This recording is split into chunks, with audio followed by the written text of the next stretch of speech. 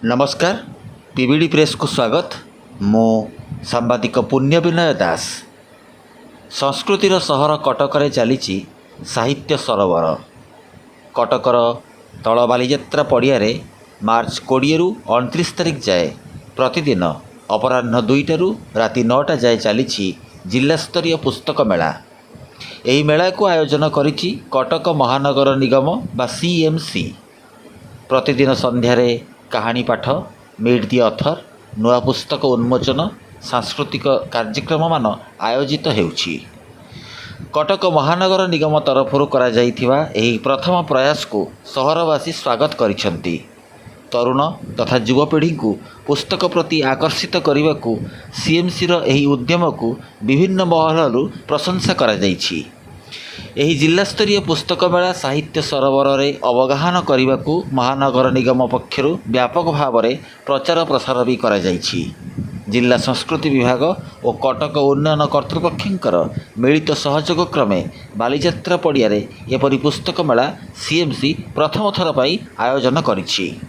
तेबे आगामी वर्षगुड़िकरे भी एपरी कार्यक्रम जारी रखाजिबो बोली कटक मेयर तथा एही मेलार उद्घाटक तथा उद्योक्ता सुभाष सिंह प्रतिक्रिया दैछन्ति। कटक महानगर निगम प्रथम थर पाई जिला स्तरीय पुस्तक मेला करुच्ची एवं जो जिला प्रशासन कल्चर डिपार्टमेंट सीडीए समस्त सहयोग नहीं 10 दिन धरी चलो। एथिरे सब कॉलेज स्कूल प्रिंसिपल हेडमास्टर को निमंत्रण कर पिला माने आसीबे, कविता पाठ करिवे, गल्प पाठ करिवे एवं ओडिशार प्रतिष्ठित साहित्यिक माने एथिरे रहिबे। 180 स्टॉल फूड स्टॉल 15टा खोला जाइछि।